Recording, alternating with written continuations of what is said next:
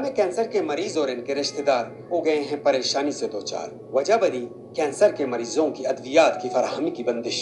हुकूमत से ये गुजारिश है कि जो एंडोमेंट फंड बंद कर दिया है सिनार हॉस्पिटल के लिए, ये आप लोग दोबारा से जारी कर दें, क्योंकि बहुत से जो मुस्तहिक लोग हैं वो इंतजार में हैं कि आप लोग फंड देंगे तो वो इलाज करवाएंगे।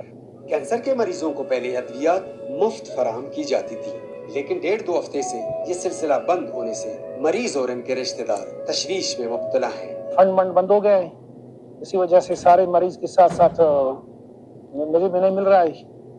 तो हुकूमत वक्त से हमारा अपील है जितना जल्दी हो सके ये फंड रिलीज करें ताकि ये गरीबों का जो है मसला हल हो जाए। इलाज जल्दी होगा, थोड़ा इलाज, दवाई नहीं मिलेगा, 5-10 दिन बाद मिलेगा, दवाई नहीं है, मरीज ज्यादा ही। मरीजों और उनके रिश्तेदारों ने हुकूमत से अपील की है मुफ्त अद्वियात की फराहमी फौरी तौर पर शुरू किया जाए।